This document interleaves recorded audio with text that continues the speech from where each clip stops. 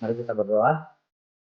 Kami sungguh mengucap syukur kepada Tuhan, kalau malam hari ini ada kesempatan yang indah, kami bersama-sama boleh merenungkan satu topik yang kami sungguh percaya ini berguna dalam kehidupan kami. Dan biarlah Tuhan menolong setiap kami, memampukan setiap kami, supaya apa yang akan kami pelajari, kami renungkan bersama-sama, itu boleh menjadi satu hal yang berguna bagi kami dalam kehidupan kami mengiring Tuhan dalam masa-masa remaja kami. Terima kasih Tuhan, pimpin sertai setiap kami. Di dalam nama Tuhan kami Yesus Kristus kami berdoa. Amin.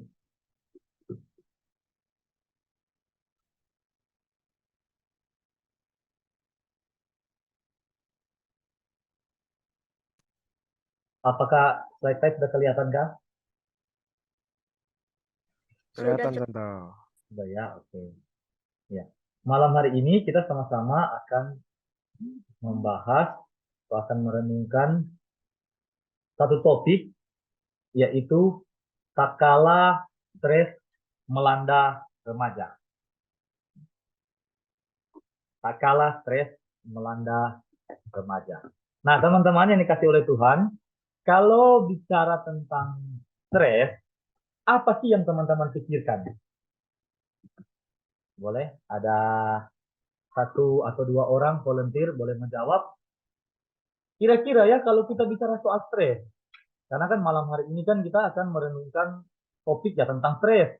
Jadi kalau bicara tentang stres, apa sih yang ada di pikiran teman-teman semuanya?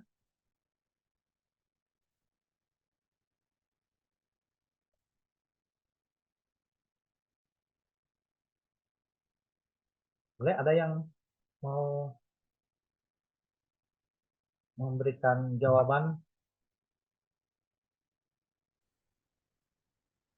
Stres itu kayak apa ya? Kayak eh misalnya nih eh teman-teman remaja yang mungkin udah mau lulus gitu, Oh, mungkin bisa stres mikirin eh mau kemana ke depannya gitu, harus ngapain dulu gitu. oke, oke, ya, ya, terima kasih, Vin. Ya, jadi stres itu satu keadaan, satu pikiran yang terlalu banyak mungkin ya, karena sudah mau lulus, terus saya mau kemana ini? Saya nggak tahu ini, saya mau lanjut ke universitas mana, atau apa yang harus saya kerjakan ke depan. Jadi karena saya begitu banyak pikiran, itu bikin sampai stres ya. Ya, terima kasih. Ada lagi? Satu lagi? Dari Philadelphia deh, Candy, Candy. Ya, Ya, Ken, kalau bicara tentang stres, apa yang dipikirkan? eh, kalau di sekolah mungkin lebih ke pelajaran kali ya.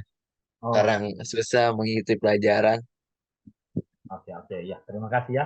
Jadi, eh, suatu pelajaran yang susah untuk diikuti, dan makin lama makin kepikiran-kepikiran, ini mau belajar bagaimana ya, mau belajar nggak tahu, belajar gimana, dan lain sebagainya, akhirnya bikin stres ya. Ya, oke, terima kasih untuk jawaban dari kedua rekan kita. Tapi kalau lihat dari sisi yang lain, kalau bicara stres, teman-teman yang kasih Tuhan, apakah stres itu hanya bisa menimpa kalangan masyarakat tertentu? Jadi kalau kita bicara tentang stres, apakah stres itu hanya bisa menimpa untuk kalangan masyarakat tertentu? Contoh, untuk masyarakat yang atau orang-orang yang strata sosialnya itu menengah ke bawah, jadi seperti orang miskin. Nah, dia itu bisa gampang stres.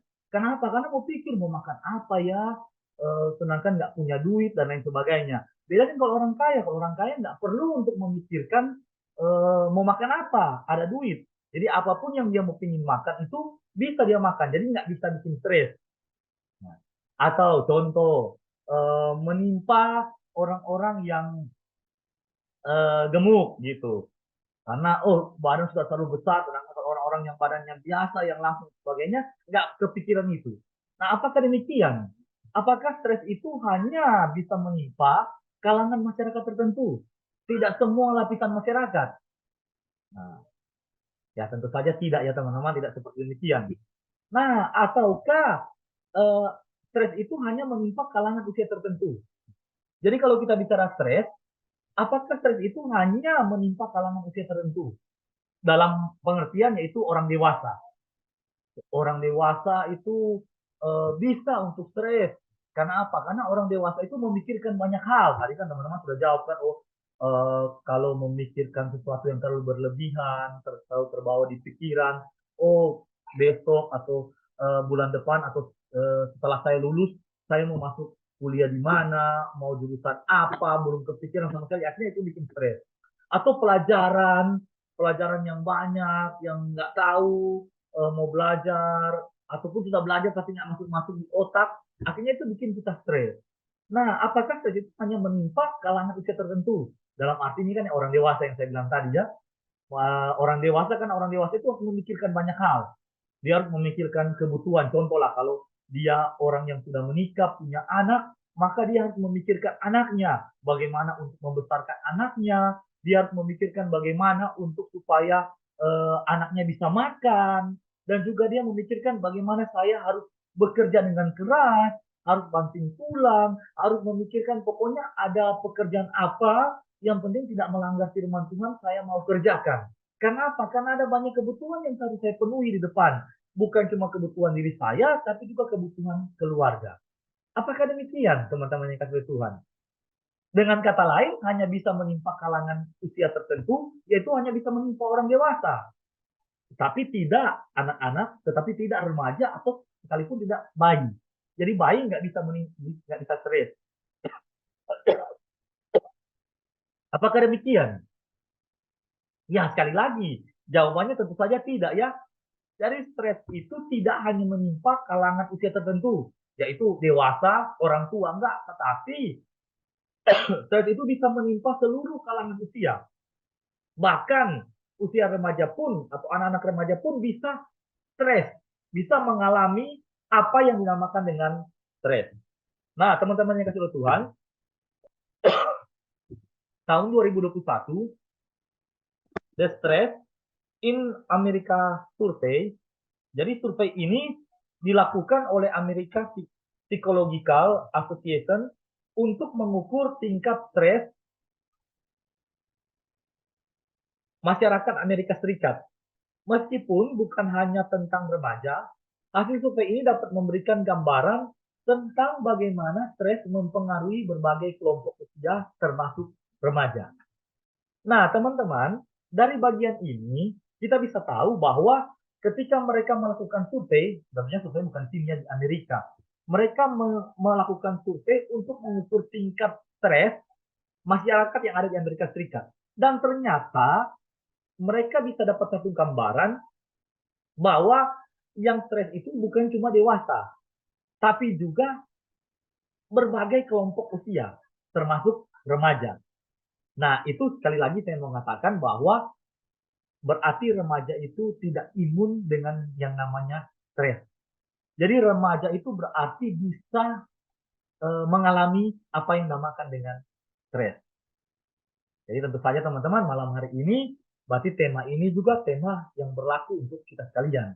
Karena yang ada di sini adalah anak-anak remaja, dan remaja itu nggak imun dengan stres. Kita bisa saja untuk mengalami stres. Ya tentu saja teman-teman, kalau kita bilang begini, stres itu tidak dialami oleh kaum remaja. Jadi kaum remaja itu nggak stres, kaum remaja itu kan nggak memikirkan banyak hal. Nah, kita ini orang yang selalu happy, jadi nggak akan stres. Nah, berarti tema ini nggak cocok untuk kita. Tapi kita tahu bersama dari hasil survei mengatakan bahwa stres itu juga bisa dialami oleh kaum remaja, oleh kita sekalian. Nah, teman-teman, stres bisa dialami oleh kaum remaja. Sekarang kita lihat bahaya apa saja sih dari stres bagi kaum remaja ini.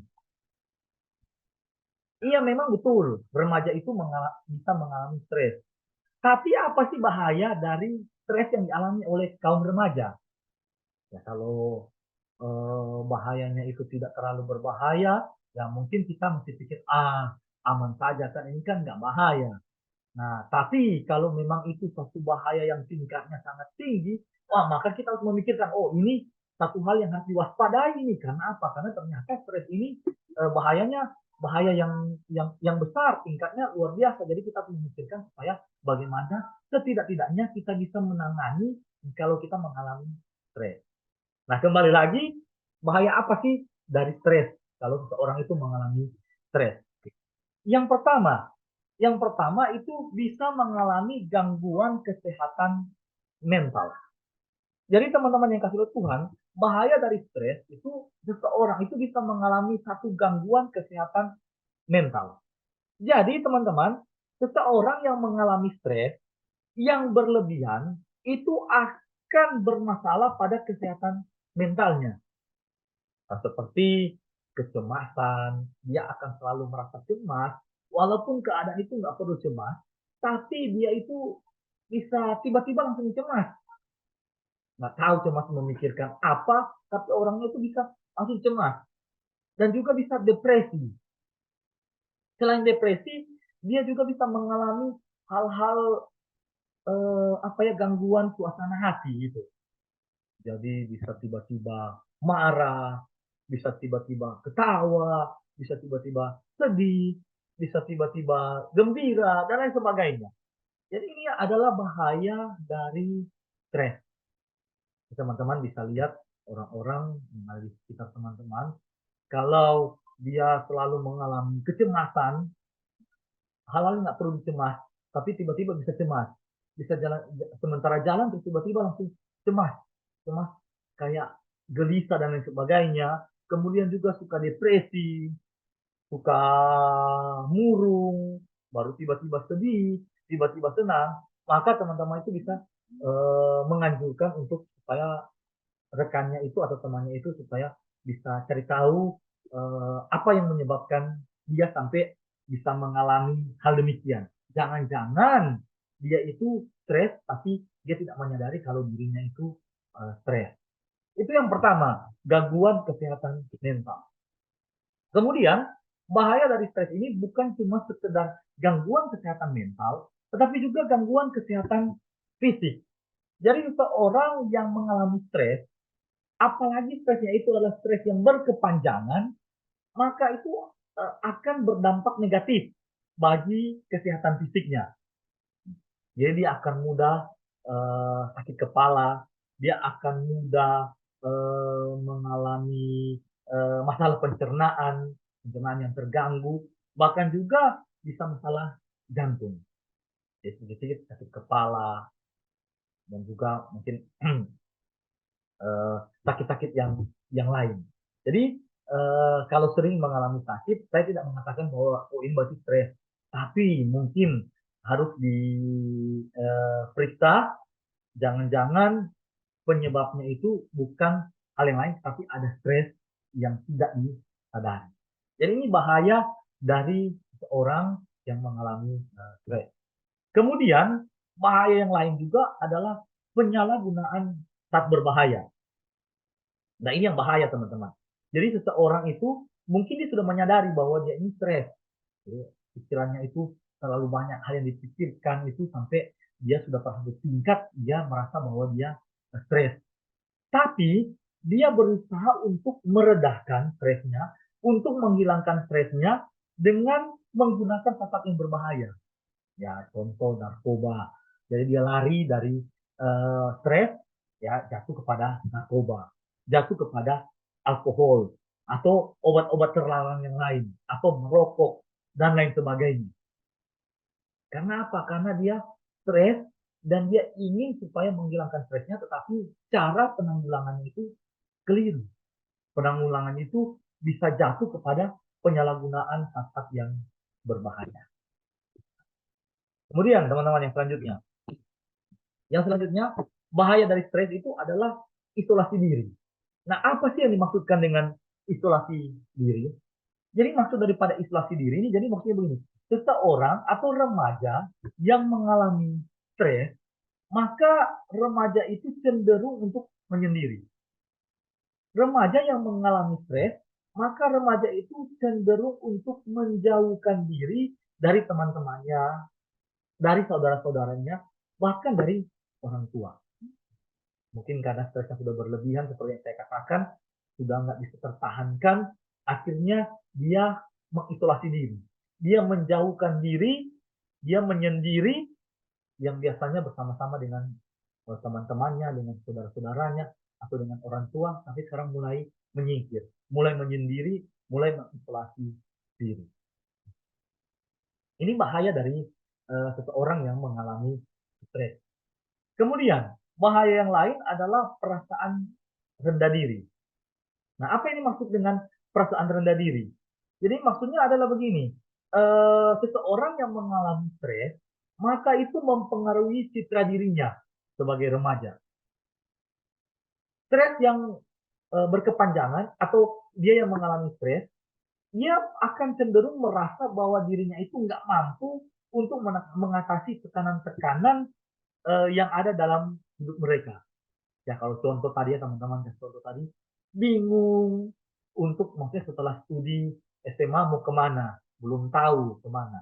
Tapi bukan cuma sekedar bingung, tetapi itu mempengaruhi pikirannya dan juga membawa dirinya sampai kepada satu tingkat stres, maka akhirnya dia akan berujung kepada merasa diri rendah atau rendah diri. Ya saya nggak bisa mengatasi keadaan-keadaan di dalam diri saya, tidak bisa mengatasi tuntutan-tuntutan yang ada di dalam diri saya.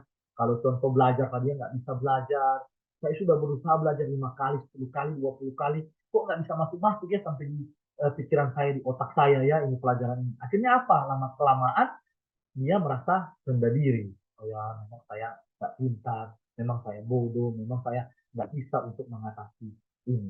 Nah, ini yang menjadi bahaya. Bahaya daripada stres. Kemudian yang terakhir juga, yang terakhir bahaya juga itu berpotensi untuk bunuh diri. Jadi kalau tingkatannya sudah sangat parah, orang yang sudah stres sangat luar biasa parah, maka seseorang itu punya potensi untuk bunuh diri.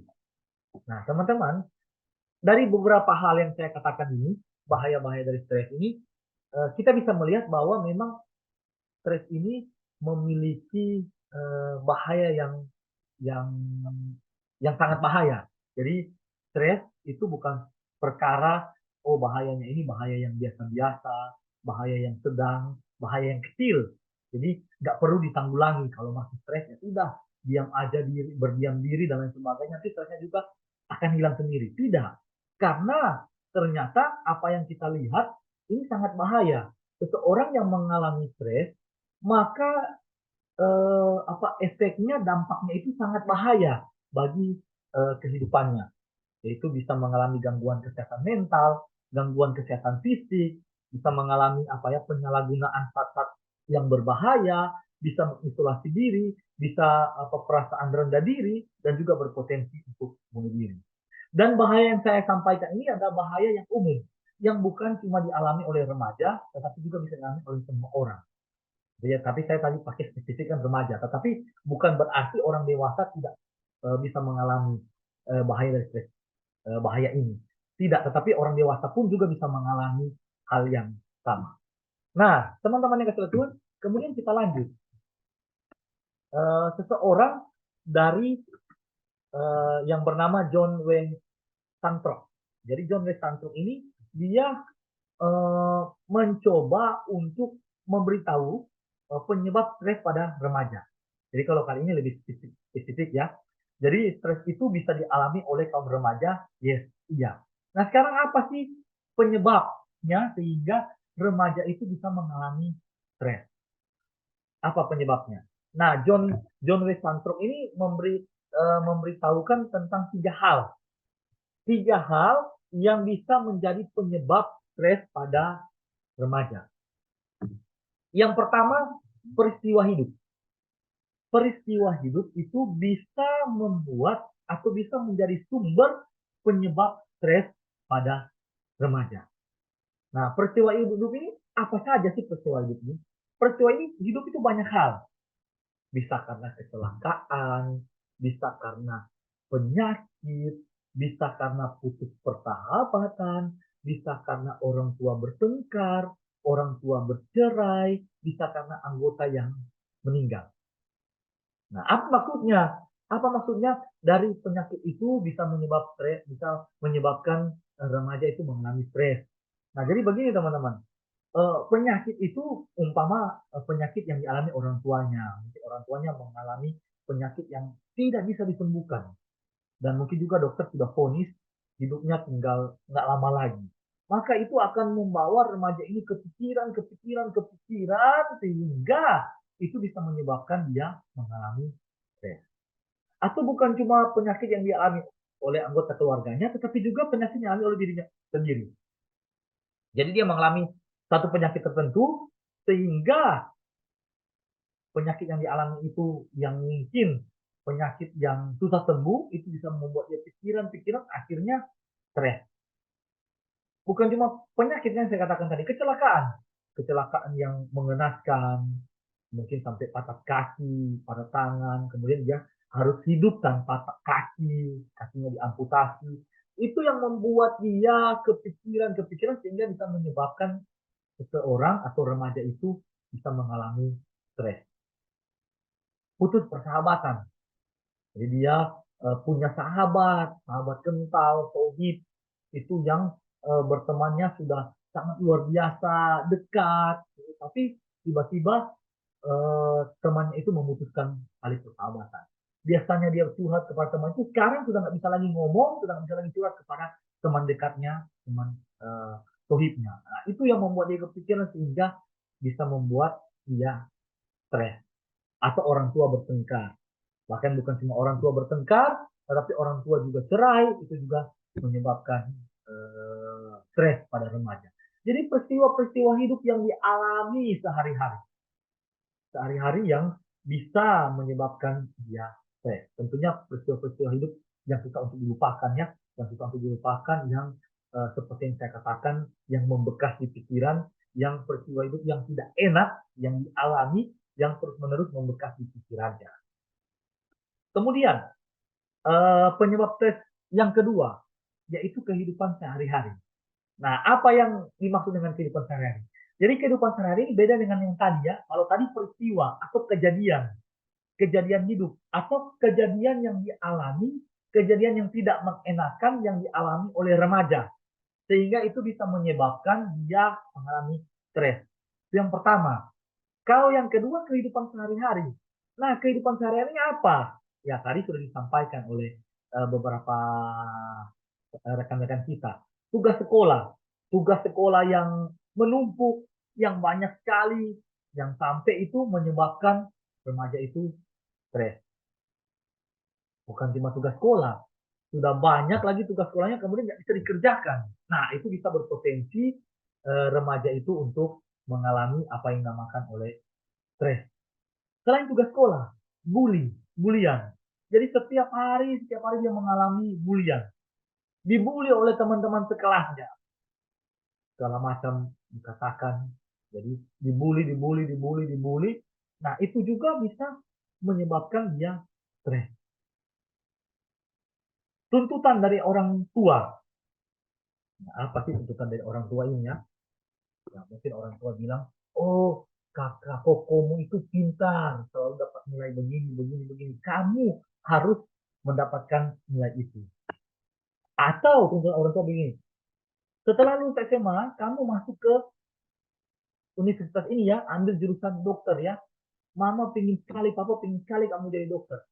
Mama, papa sudah mempersiapkan uang, sudah mempersiapkan kamu supaya masuk di dokter. Padahal dia itu tidak punya cita-cita untuk jadi dokter. Akhirnya itu membebani dia. Jadi kehidupan sehari-hari yang mamanya selalu ulang. Juga bisa juga kesepian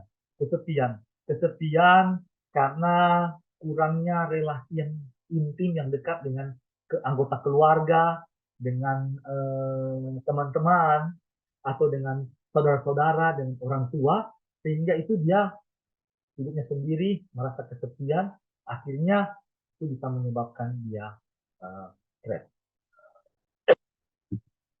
Kemudian penyebab stres yang para remaja yang selanjutnya adalah faktor sosial budaya.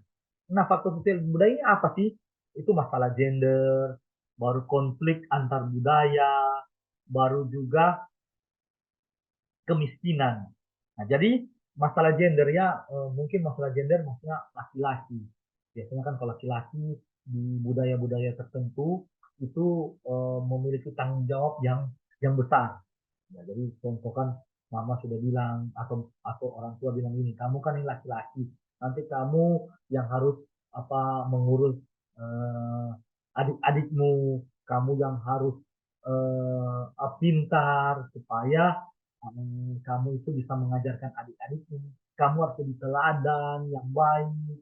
Kamu harus mengejar cita-citamu supaya kalau kamu sudah mengejar cita-citamu, kamu bisa menghidupi adik-adikmu. Nah, ada di budaya-budaya tertentu faktor masalah gender yaitu laki-laki itu lebih diutamakan. Nah, itu membebani pikiran daripada remaja, khususnya remaja yang pria, sehingga itu bisa menyebabkan dia stres. Konflik antar budaya. Jadi mungkin dia pindahan. Jadi mungkin pindahan dari Surabaya ke Balikpapan atau Balikpapan ke Surabaya.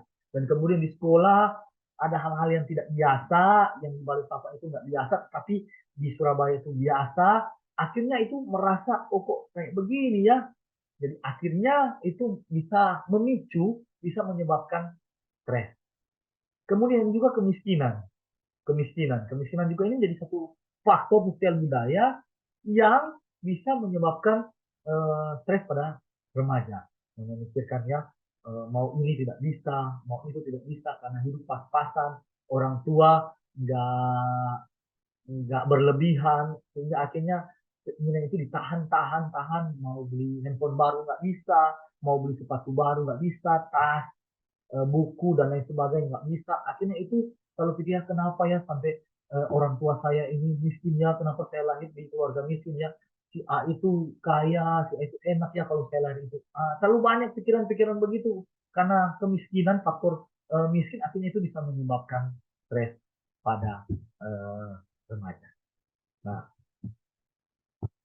jadi ini yang disampaikan oleh John W. Santrop. Jadi bagaimana atau penyebab stres pada remaja. Jadi peristiwa hidup, baru kehidupan sehari-hari, baru faktor sosial budaya. Jadi, teman-teman bisa memikirkan dan bisa mulai menyadari, mulai menyikapi diri teman-teman sekalian tuh di posisi mana. Ya, apakah ada peristiwa hidup yang sangat menyakitkan, yang buruk terjadi dalam diri teman-teman, kemudian itu yang selalu teman-teman pikirkan sehingga menyebabkan teman-teman stres.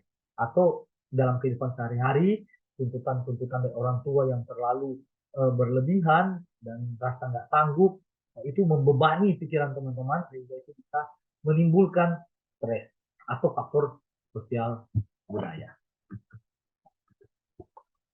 Kemudian, teman-teman, kalau yang tadi itu masih susah. Jadi saya di dalam 3 penyebab tadi stres pada remaja itu seperti apa yang disampaikan oleh John Santrop itu saya masih susah untuk menganalisa apakah stres atau enggak, atau melihat teman-teman ini apakah teman-teman ini dalam tahap stres atau enggak. Nah, maka kita bisa lihat dari gejala-gejalanya. Jadi ada beberapa gejala-gejala yang dialami oleh remaja itu yang bisa berpotensi untuk mengalami stres. Jadi beberapa gejala ini hampir sama dengan bahaya tadi ya. Bahaya kalau stres dialami oleh orang-orang atau oleh remaja. Nah, gejalanya apa saja? Yang pertama, suasana hati yang mudah berubah. Jadi mudah tersinggung, ya, nggak bicara tentang dia, tersinggung. Bicara dengan teman, terus lihat ke dia, merasa bahwa jangan-jangan mereka itu lagi bicara tentang saya. Jadi mudah tersinggung, mudah marah, mudah sedih. Bahkan yang paling bahaya itu adalah dia memiliki satu sikap agresif terhadap orang lain. Kalau kita suka bilang bahasa sekarang ngegas ya. Ngomong apa langsung, no, jangan ngegas dong. Biasa aja kan. Kan kita kan ngomong biasa gitu. Nah, dan juga apa ya merasa bahwa hidupnya itu nggak berarti. Jadi selalu kosong, selalu hampa dalam hidupnya. Nah, ini gejala-gejala. Mungkin belum belum mengalami stres, tetapi baru gejala, dan ini perlu diwaspadai. Waspadai kalau suasana hati itu yang mudah berubah, tersinggung, marah, sedih, agresif, dan juga merasa hidup itu nggak berarti. Kemudian, yang kedua, menurunnya minat pada aktivitas sehari-hari. Jadi kalau sehari-hari biasanya suka main gitar, tiba-tiba sudah mulai nggak semangat main gitar, sudah nggak mau main gitar. Gitu.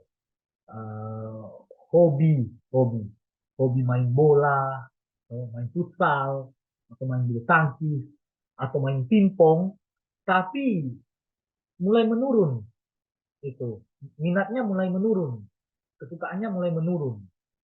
Tapi nggak selamanya ya, nggak selamanya kesukaan kita sudah mulai menurun, terus kita bilang oh berarti ini gejala daripada stres. Nggak selamanya, tapi ini merupakan satu indikasi. Kalau biasanya kita suka sekali main pingpong kan, kalau bisa hari-hari lagi di gereja main pingpong. Tapi mulai menurun, sudah mulai nggak suka lagi, bukan bosan, bukan karena bosan. Kalau karena bosan, ya berarti mungkin lain. Tetapi semangatnya sudah mulai, minatnya sudah mulai turun. Nah, itu berarti perlu diwaspadai. Jangan-jangan ini gejala stres.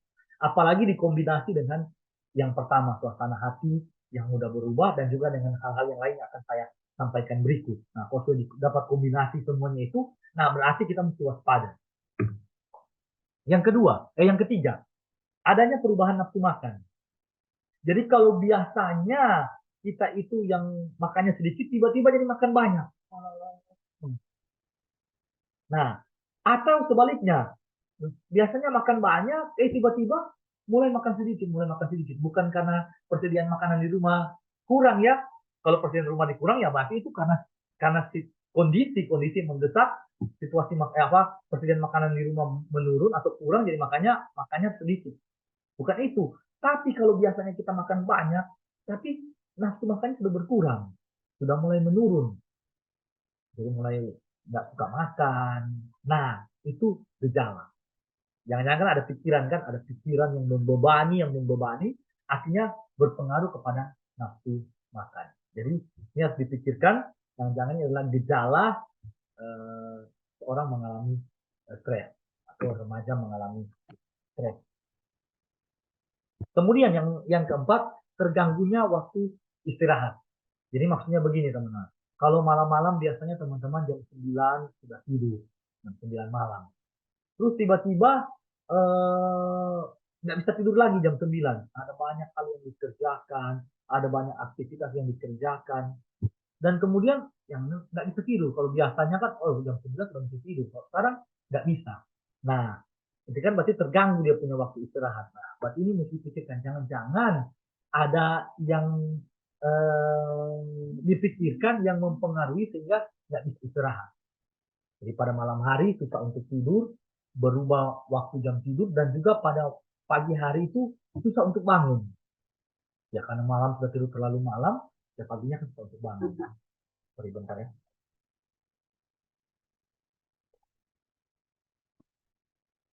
Nah, kalau biasanya jam 9 tapi ternyata tidurnya lewat jam 9 dan itu berlangsung terus-menerus, nah, itu sudah terganggu di dalam waktu istirahat, nah, maka mesti dipikirkan, misalnya gejala stres.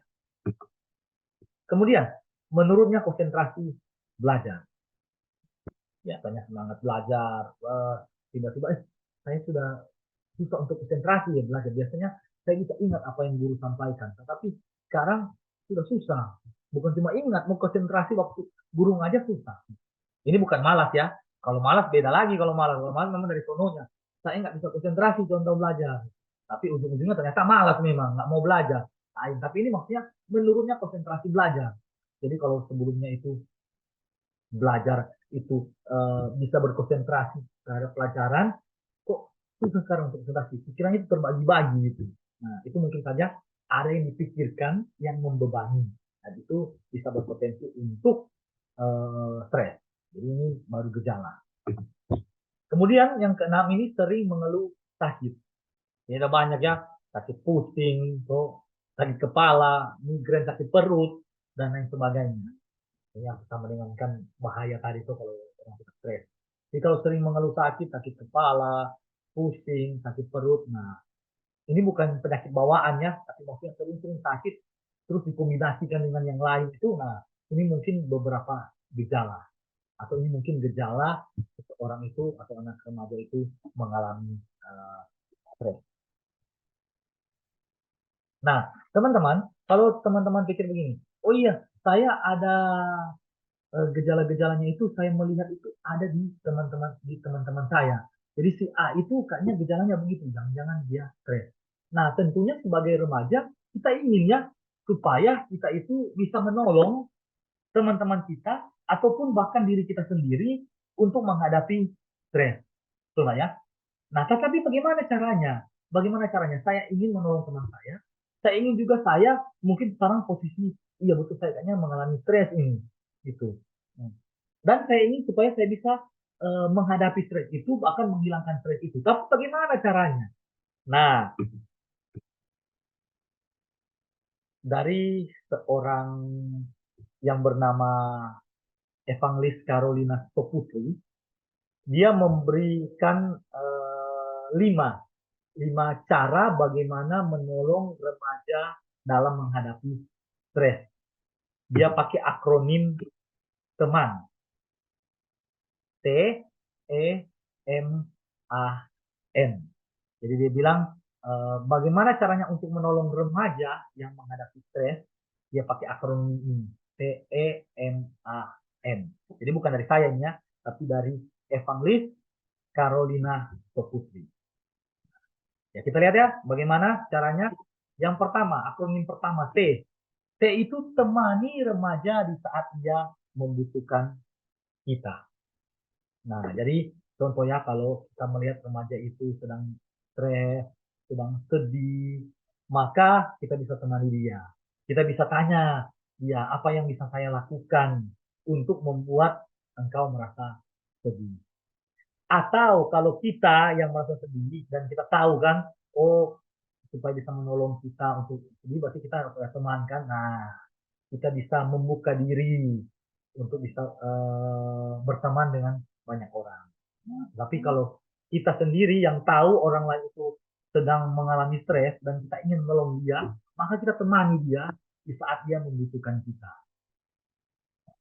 Tanyakan kalau dia sedih apa sih yang bisa saya lakukan untuk membuat dia merasa lebih baik supaya nggak sedih lagi. Ya, kita memberikan waktu kita memberikan telinga kita. Nah, itu yang pertama, yang T pertama, yang akronim T. Kemudian akronim yang kedua, E. E itu empati dengan sikap yang tulus dan menerima apa yang dirasakannya. Nah, jadi maksudnya apa? Maksudnya begini.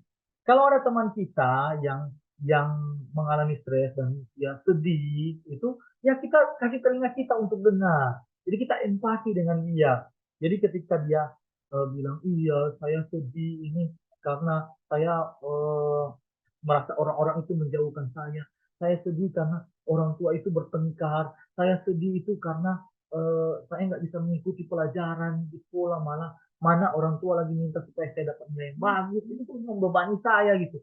Nah, kita empati, kita memberikan telinga kita untuk mendengarkan dan juga turut merasakan apa yang dia rasakan. Jangan kita memberikan telinga kita untuk mendengarkan apa yang dia sampaikan, terus ini kita bilang, ah kamu sih cuma pelajaran begitu, masa sih nggak bisa ikuti, terlalu bodoh. Masa sih kamu pelajaran itu aja saya setengah jam aja saya belajar saya bisa gitu. Atau orang tua bertengkar, orang tuamu itu memang sudah dari sononya saya lihat suka marah-marah, suka bertengkar, ini memang susah untuk aku susah untuk rukun. Jangan seperti demikian. Tetapi kita empati yang tulus dan menerima apa yang dirasakan. Berikan telinga kita dan jangan terlalu banyak mengkritik, jangan terlalu banyak memberikan nasihat. Cukup kita mendengarkan, buat supaya dia merasa nyaman, dia merasa bahwa dia punya seseorang untuk bisa dia ajak curhat, dia ajak untuk mengutarakan segala apa yang dia rasakan. Itu yang E. Sekarang akronim yang ketiga, M. M itu memberikan dukungan yang diperlukan dengan cara yang tepat. Jadi maksudnya ini memberikan dukungan yang diperlukan dengan cara yang tepat ini maksudnya apa? Maksudnya begini teman-teman.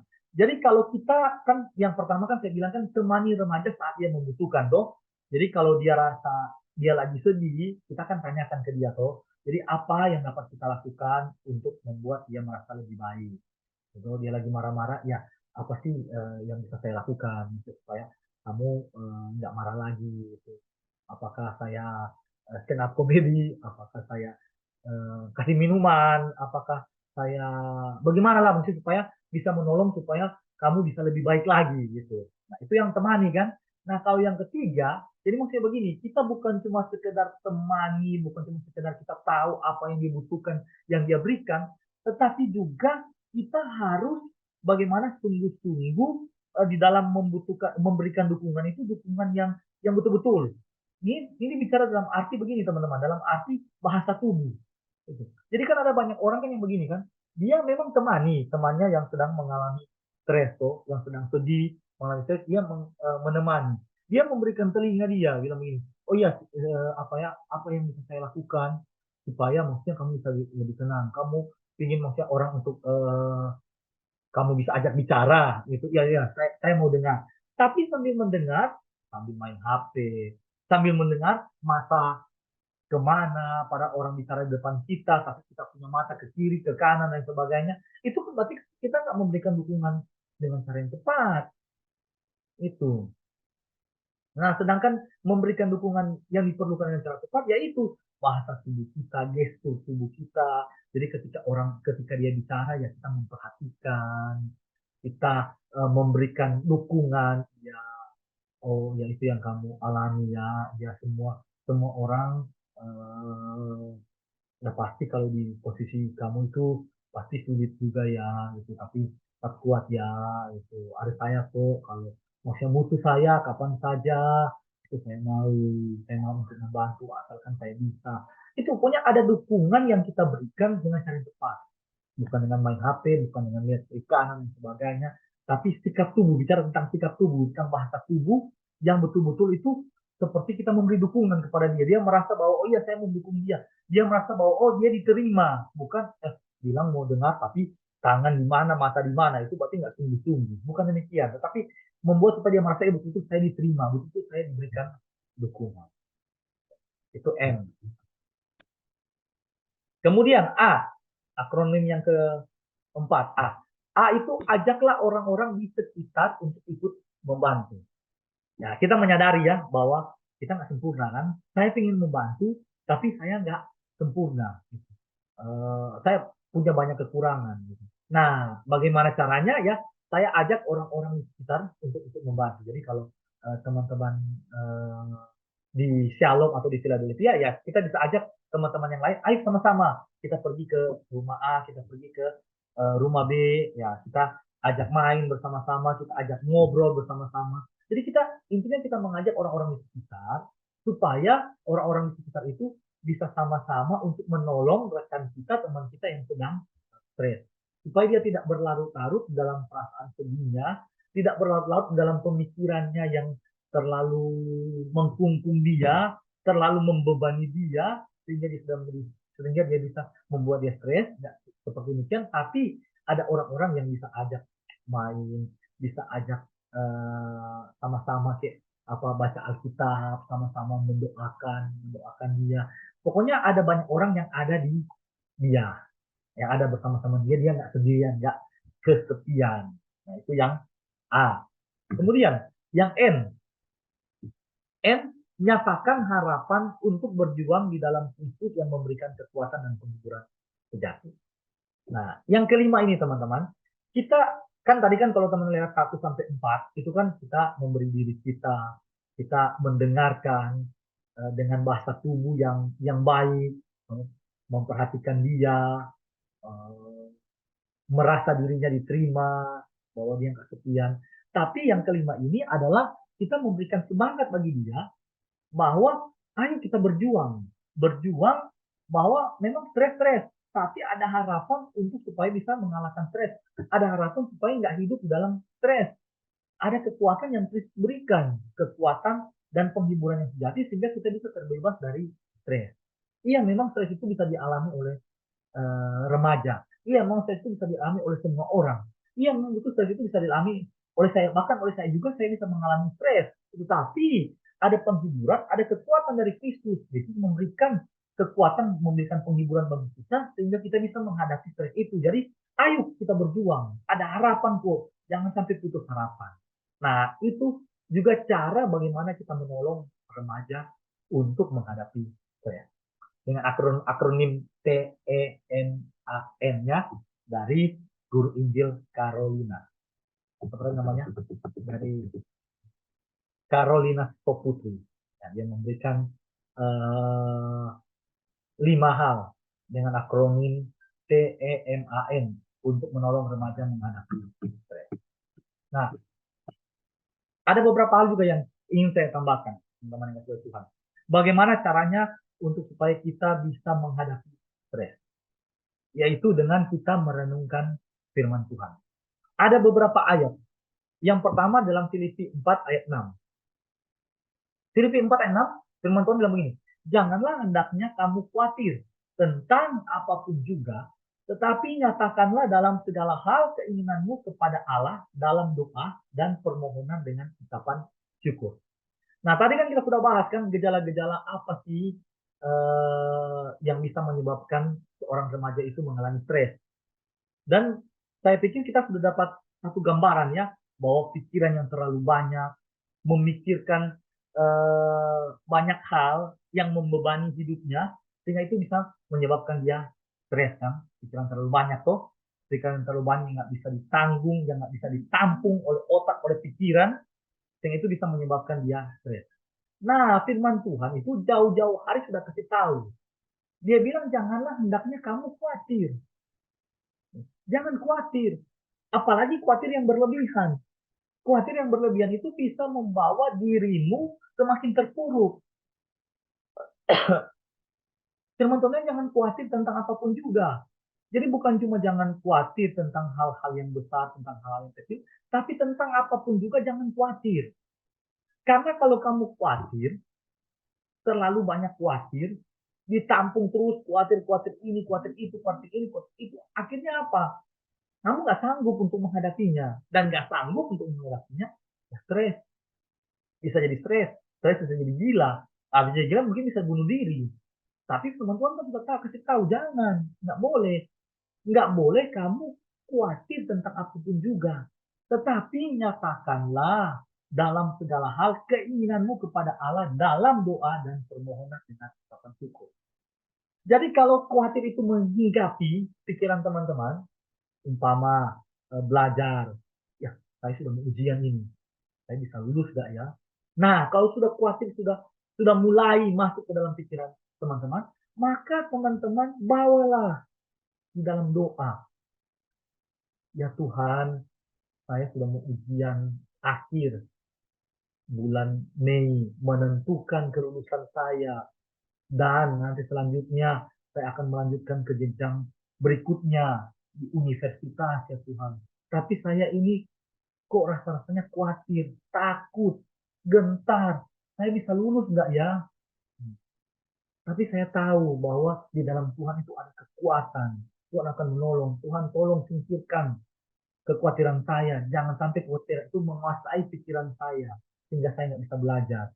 Tapi biarlah kekhawatiran itu Tuhan singkirkan, Tuhan tolong. Dan bantu saya supaya saya bisa belajar, bisa mengingat pelajaran. Sehingga waktu saya ujian, saya bisa mengisi ujian itu dengan baik. Jadi jangan khawatir. Tapi bawa kekhawatiran kita itu, bawa segala sesuatu itu kepada Tuhan di dalam doa dan juga permohonan dengan ucapan syukur. Yaitu mengucap syukur dalam segala hal. Kita sudah bawa dalam doa, ya sudah itu diserahkan kepada Tuhan. Sekarang kita belajar sungguh-sungguh. Belajar dengan ucapan syukur. Lakukan segala sesuatu dengan ucapan syukur. Percaya kok bahwa segala sesuatu itu Tuhan sudah atur. Dan Tuhan mengaturnya untuk kebaikan kita.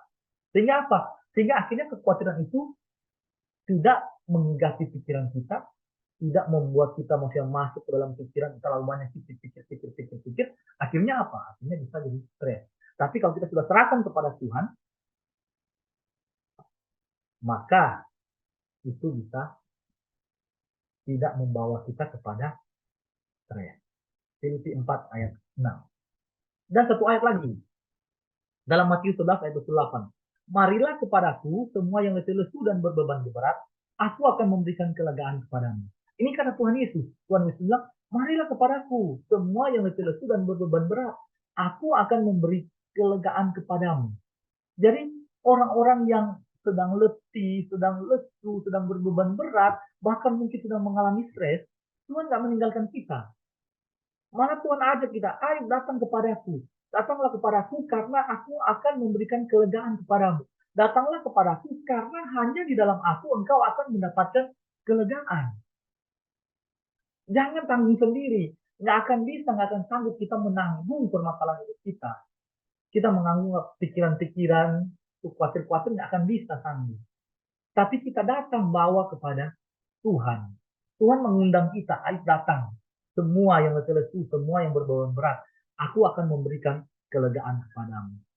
Teman-teman, ini bukankah merupakan satu kekuatan, satu penghiburan bagi kita sekalian ya?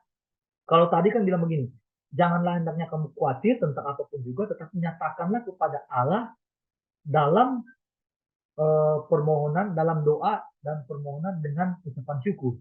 Dikasih tahu begitu.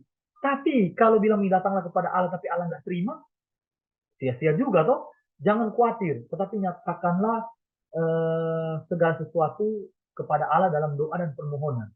Tapi kita menyatakan kepada Allah, kita mengatakan bahwa dalam doa, tapi Tuhan nggak terima. Nah, Tuhan nggak terima, berarti ujung-ujungnya sama, khawatir harus kita tanggung. Begitu kan? Tapi ternyata enggak. Di bagian itu Tuhan bilang Tuhan terima. Bahkan Tuhan ajak, ayo mari kepadaku. Semua yang letih lesu dan berbeban berat, aku akan memberi kelegaan kepadamu. Itu artinya siapa saja yang sungguh-sungguh datang kepada Tuhan, membawa kekhawatirannya, membawa pemikiran yang berbeban berat, pikiran yang terlalu berat, yang tidak dia sanggup, yang tidak sanggup dia tanggung, maka Tuhan akan memberikan kelegaan. Nggak akan sia-sia orang yang datang kepada Yesus, yang datang kepada Tuhan, dengan membawa segala pergumulan hidup, dengan membawa kekhawatiran, dengan membawa beban berat, nggak akan sia-sia. Tuhan akan memberikan kelegaan. Jadi syukur kepada Tuhan.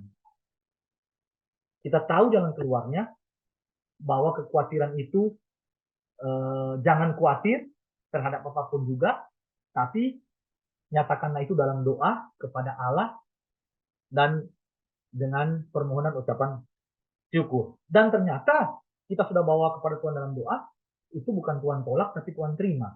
Marilah kepadaku semua yang letih lesu dan berbeban berat, aku akan memberi kelegaan kepadamu.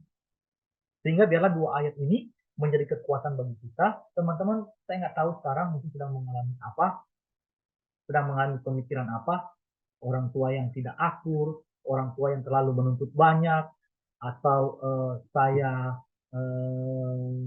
punya masalah dengan teman-teman, itu yang punya yang bikin pikiran kita terbeban, yang bikin kita khawatir berlebihan, yang bikin kita segala sesuatu sampai bikin jadi kita malas melakukan ini, dan juga mungkin sudah tahap ke stres. Dengarlah firman Tuhan ini, jangan khawatir, serahkan kepada Tuhan, datanglah kepada Tuhan, Tuhan akan memberikan kelegaan kepada kita. Ya, saya cukup sampai sini.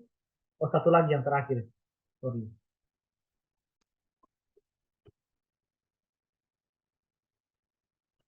Bahan ini sumbernya saya ambil dari Telaga, Tegur Sapa Gembala Keluarga.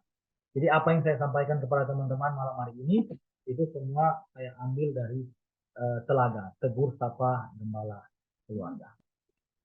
Mari kita berdoa. Kami bersyukur kepada Tuhan untuk malam hari ini, untuk anugerah-Mu bagi setiap kami. Ya Tuhan, kami menyadari dalam kehidupan kami sebagai remaja tidak luput dari yang namanya pergumulan hidup, tidak luput dari yang namanya persoalan akan kerumitan hidup, dan kami sungguh menyadari bahwa dengan permasalahan yang ada itu bisa membawa kami mengalami stres. Dan tentu saja bahaya dari stres ini adalah satu bahaya yang sangat bahaya. Untuk itu Tuhan, kami sekalian tidak menginginkan supaya kami mengalami hal itu. Dan kami membutuhkan anugerah Tuhan bagi setiap kami. Dan biarlah dengan apa yang telah kami pelajari, ini bisa menjadi bekal bagi setiap kami untuk menolong diri kami sendiri, ataupun untuk menolong teman-teman kami, orang-orang terdekat kami, jikalau teman-teman kami itu mengalami apa yang dinamakan dengan stres. Maka kami bisa memberikan dukungan, kami bisa memberikan pertolongan melalui apa yang kami pelajari. Dan kami juga bersyukur kepada Tuhan bahwa setiap kami yang memiliki pergumulan hidup yang berbeban berat, maka Tuhan tidak pernah meninggalkan kami. Bahkan Tuhan mengundang kami untuk datang bersama-sama kepada Tuhan, dan Tuhan akan memberikan kelegaan. Ini merupakan satu modal, itu merupakan satu hal yang sangat memberikan kekuatan bagi setiap kami. Nah, kami menyerahkan semuanya kepada Tuhan, kepada sesuatu yang hidup kami, yang membuat kami semakin terpuruk dan terpuruk, yang membuat kami menjadi stres. Terima kasih Tuhan, biarlah Tuhan menolong setiap kami dalam kami menghidupi akan apa yang sudah Tuhan berikan kepada kami. Di dalam nama Tuhan kami Yesus Kristus ini. Amin.